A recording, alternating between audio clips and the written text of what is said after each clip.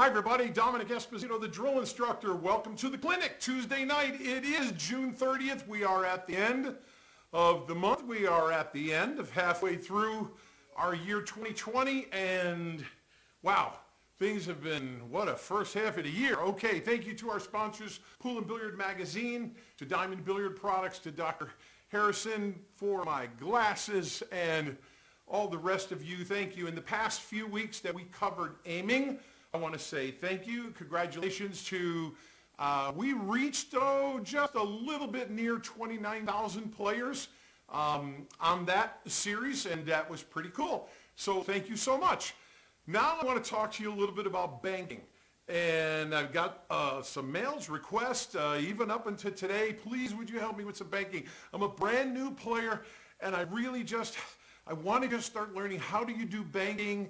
And you know what I'm going to do? I'm going to actually take banking possibly in two parts, maybe three. I'm going to take it from the point of really getting to some advanced techniques for banking. But I want to actually get to table and show you just some of the fundamentals. First of all, for those of you who are the newer, lower skilled players, look, let's just watch and see how basic and easy it is to just get the banking going, okay? So we're going to get right to it. And for a starter, I'm going to show you a really simple little drill. First of all, one of the things you probably learned early on, and you certainly should have, is the term angle in, angle out. Angle in, angle out. Say it, make a note, angle in, angle out. It looks like this. Here is here's an example of angle in. If I am going to start from the pocket, I have from 0, 1, 2, 3, 4 diamonds. 4. Now I'm not trying to be so condescending. I do have some mail for some really beginning level players, and I want to make sure that the rest of you who are more advanced, this is just a simple way of knowing how to talk to and work with beginning skilled players. So what you do is you take the number 4, split it in half. That's 2. So from this side of the table, that's 0, 1, 2. So we go, and you can see here now, there's the line from 0 to 2. That is what is called the angle in. So that means that's the angle the ball originally starts moving into the rail, okay? That then generates the angle out. That means the angle from out of the rail. And without spinning the ball to the left or to the right, the angle in would equal the angle out. So from 0 to 4, half of 4 is 2. If the angle goes into 2, then the angle coming out is going to go 2 more. And that is basically angle in, angle out. So you see these diamonds along the table, they're not just fancy decoration, but we really learn a lot of the math of exactly how to calculate the table. So if I were going to start from this one here, this diamond, and say, okay, that's 0, 1, 2, 3. Well, half of 3 is 1.5, so 1.5. So there is that 1.5. From that side of the table to this side of the table, there's 1.5. That becomes the new angle in. This becomes the angle out, because it is exactly the same angle in becomes the same angle out. Now, one of the things we can do for beginner level players, okay, is to go with a really cool, simple little exercise. It's like this, okay? This is how we learn angle in, angle out. We start learning the principles of banking, and we start building a little bit of success, which contributes to some confidence, okay?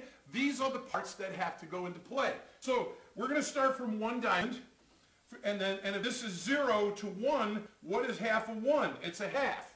So this is where we are from across the table. Simply, I'm just going to take one ball, put it under the stick. I'm going to take another ball, put it under the stick. I'm just going to put it a few inches back.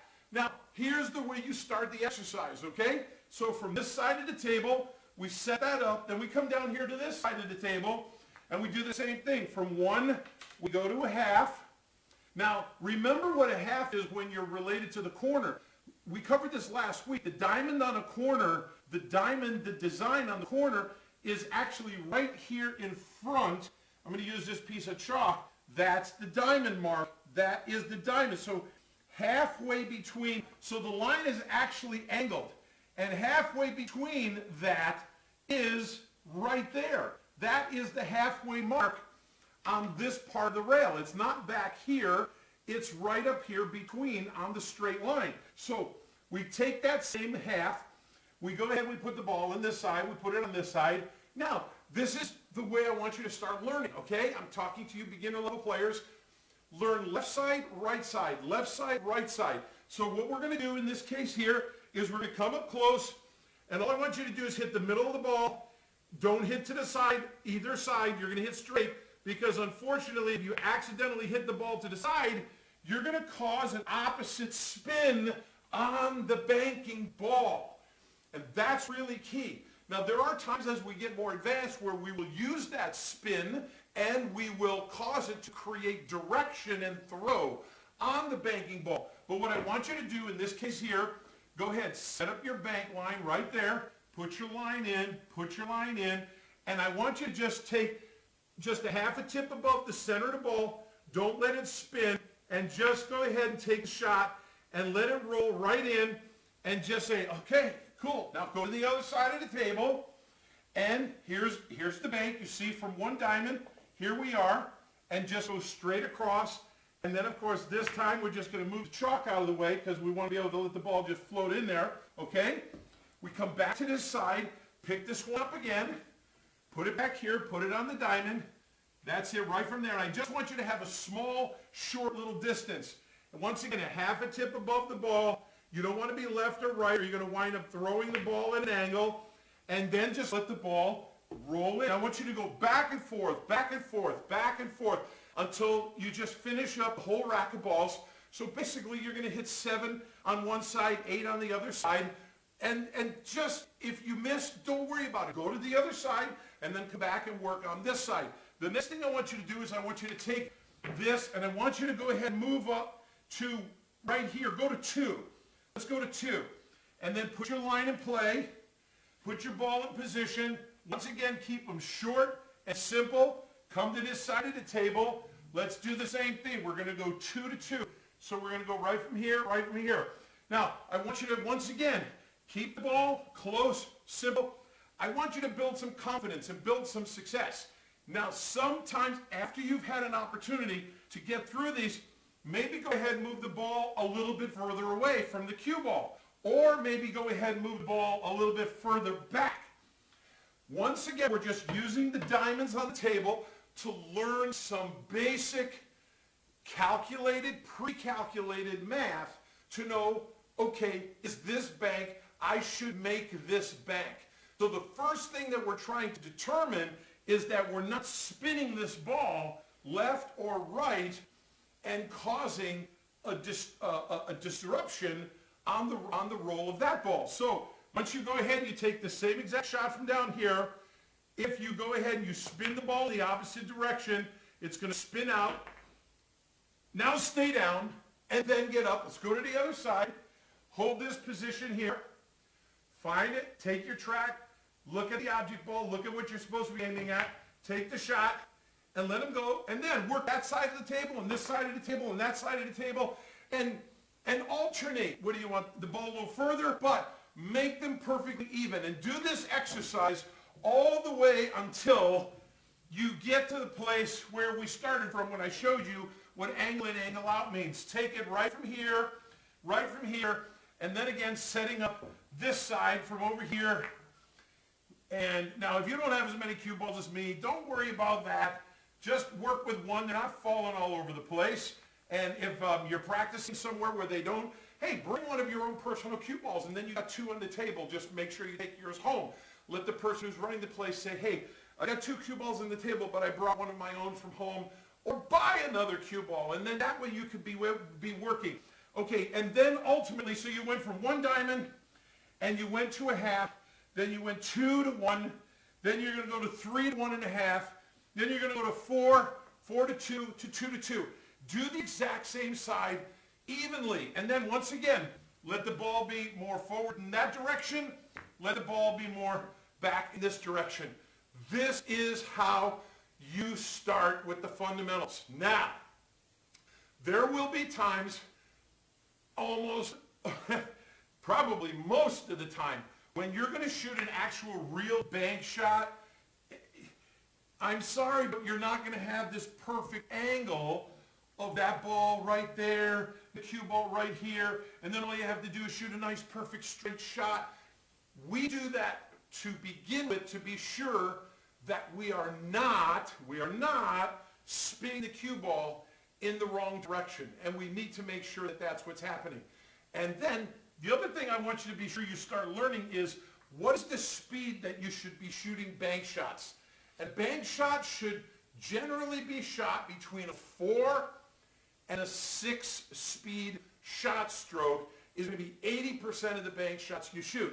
So one more time really quickly for you beginner level players, if you were to take this cue ball, put it down here on this end of the table, just about 6-8 inches off the rail, the same speed that it takes you to shoot the ball all the way up the table, down the table, and come back here and get the cue ball down this rail just like this, all the way to shooting it so that the cue ball goes from this end of the table to this end of the table and all the way back up to that end of the table.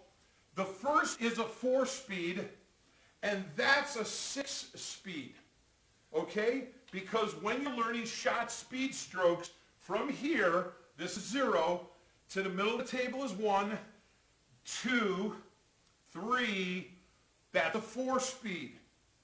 Then 5, 6, that's a 6 speed. Now, as I said, about 3 out of 4, 75, 80% of your bank shots are going to be between a 4 and a 6 speed shot stroke. So 4, 5, 6 is the general range. However, there are going to be times you say, well, what about the other 25% of the time? That's when we're shooting bank shots either at the 7 to 8 speed. And we do that because we are, and this is where I'm going to get more advanced at and one of the next lessons, where we do what's called opening and closing the angle off the cushion based on the compression to the cushion. And that is what comes, and listen, we all started here, so don't let, more advanced players, ladies and gentlemen, you're more advanced. Listen, we all had to learn these fundamentals, but nobody's really teaching these fundamentals like I'm beginning to share tonight. So I need to make sure that you get it.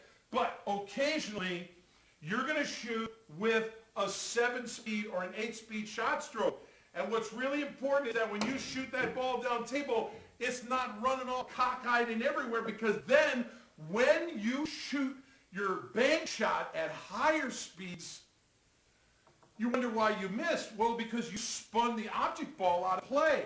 When you shoot at the higher speeds, you need to be able to take that same speed, that shot stroke, and you need to be able to go up table, down table, up table, down table, and you need to be able to clearly stay within 1 diamond range, just like I am now. Look, right where I started, and after going up and down the table for a full 8 speed, 8, 1, 2, 3, 4, 5, 6, 7, 8. Look, frozen on the rail, 8 speed. Can't get better than that. But you see where I am. Originally, I started with the ball right here when I took the shot. Look at how far over after going, in this case here, 400 inches. Yeah, it's 100 inches to that end of the table. And so 1, 2, 3, 400 inches, and I'm off by 4 inches. That's when you know, oh yeah, I really am hitting the center of the cue ball. So it's very important that you have this part of the exercise coming along, because eventually you're going to start shooting your bank shots for the sake of practice. You're going to do the exact same bank shot, but you're going to shoot it with 7 speeds, 8 speeds, and feel the impact and the power. And then when you come down to that ball, here, let's see if we can't do one right here. We're going to start at this diamond. 1, 2, 3, so 1.5, 1.5. Go ahead, line it up. Now, maybe we go ahead and we start firing at this with a little bit. Let's go ahead and hit this with a full 8 speed. Oh man, that's crazy. What happened? Well, that was like that cue ball that went all over the place. You've got to get down to the point where you can actually take this shot, put a full 8-speed on it, and then you need to know that you're actually at the center of the ball. And you just got to be able to, whoa, yeah, I was pretty close. Well, this is where you're going to begin to start to see the difference, okay? Now, take these shots, but don't get so crazy. And by the way, very rarely should you take a shot like this where it just makes it in the hole. That is rare that you would ever have to shoot, and that was just about a 3.5 speed. So now you really see what the differences are. Work on this drill. And listen, even you more advanced players, just for the sake from taking a boot camp mentality, you need to make sure that you're not becoming too dependent on always putting a little bottom left, a little bottom right. You need to be able to see, am I actually shooting bank shots straight, direct, center cue, whether I'm above center, below center, or at center? Am I truly at the center 7 axis of the cue ball? And the only way you're going to really be able to tell that is go ahead and set up the actual perfect measurement, 2 diamonds, 3 diamonds, whatever it may be, 4 diamonds, and set the line up straight and see if you're actually making the ball get in the hole without trying to throw any helping spin, and we take it from there. But more lower skilled level players, you just forget what I just said for a minute ago here. You shoot that center axis of that cue ball, and you shoot a 4 speeds, 5 speeds, 6 speeds, and work back and forth, left side, right side, work all the different diamond positions that I'm sharing with you, and then spread the distance closer to the cushion, further from the cushion. We take it from there. Starting next week I'm going to get into bank shots and show you the banking parallel method. I'm going to show you the first one out because sometimes that cue ball, that object ball, you can't just evenly count diamonds, and they're not always in an even perfect line, and we're going to make sure that we really cover that. So I went a little bit longer with just covering this most important fundamentals. Tonight really should have been Banking 101, and I think I had suggested that I was going to work on parallel shift banking. So we're going to work on that as we get into next week. The rest of you, listen, thank you so much again for all the support. The orders, hey, yes, some mail I did get asking about the G5 launcher jump cue. I do have only a few of these in stock left. So please get to the website, get it. It is literally the first aiming jump cue in the billiard industry. This whole entire cue weighs the exact same weight as this cue ball. It's 5.9 ounces, all right? So that's it, 5.9 ounces. And then when you take the back handle off, at 40 inches, it weighs 4 ounces. That jumps this ball from within, well, for me, as one of the top jumpers in the world, I could jump this thing from, practically nothing, 1/8 of an inch. Go on YouTube, you'll see me jumping it from credit cards and toothpicks. But it's designed to make those really little short jumps and to make the ball just jump only 5-6 inches and not go bouncing off the table. If you want the #1 aiming jump cue in the billiard industry, this is actually the #1 performance jump cue, the 7 full years now in stop, follow, draw, masse. It is the best performance from a short jump. I can easily tell you from a 1/2 an inch, no issue. And it'll jump up to 50 inches in full length. You can just go on the website and just look it up, the G5 launcher. You can watch videos with all the performance shots. And so that's pretty much all I want to say on that. Everyone else, aim straight, shoot straight, split the pockets. Get to work on your banking. Get sharp on it. I'm looking forward to showing you what we're going to do next week. In fact, next week I'll make the combination, and I'm going to work on parallel shift banking and tip pivot banking. And I'll show you 2 full systems next week, and we'll make sure that we pull this together. Okay, love you guys. God bless you, and see you soon. Happy July 4th. Happy July 4th.